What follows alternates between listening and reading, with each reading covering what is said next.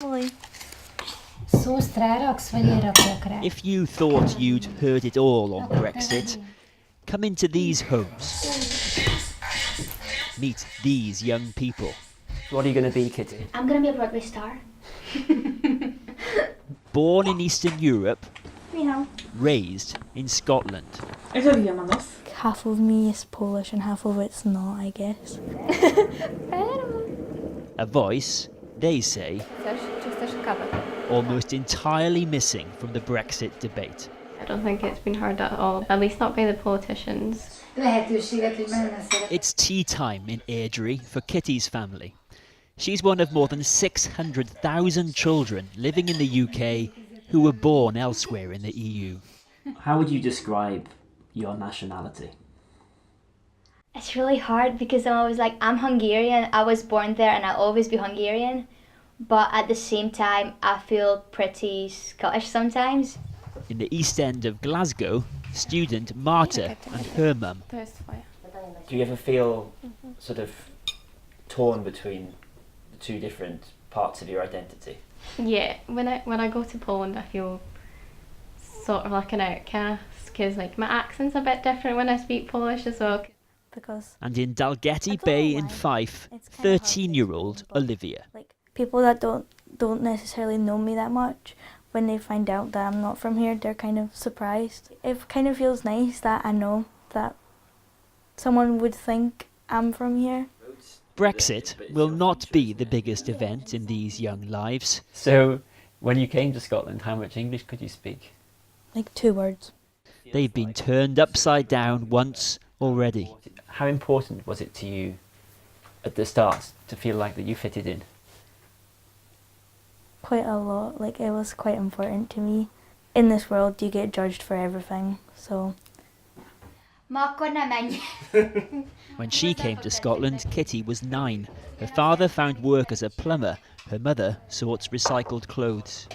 1 or 2 times when I'm on the train talking to my mum in Hungarian, like I was on the phone and this woman just started shouting at me saying, "You're in an English-speaking country, why don't you just learn the language?" I just felt really angry, like why would you say stuff like that? You don't know me.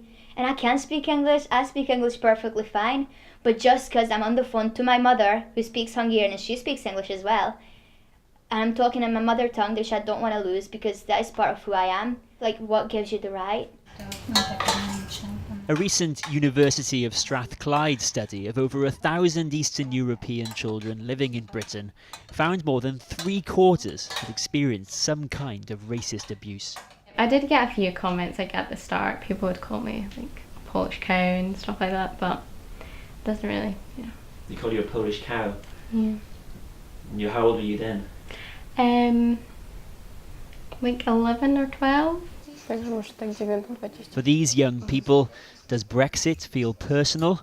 Well, I feel like I'm part of the club right now, but I feel like the members of that club are trying to get rid of me. That's what I'm feeling right now. So I feel like, I love the club.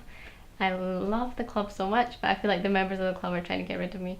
How does it affect how Hungarian you feel? I just feel like I have to become more Scottish now to fit in with British society and just try to fit in here to make sure I can stay here. What does that mean, trying to be more Scottish?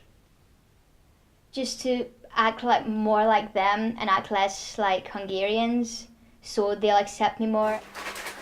What? After Brexit, each of these families will be asked to register for what the government calls settled status.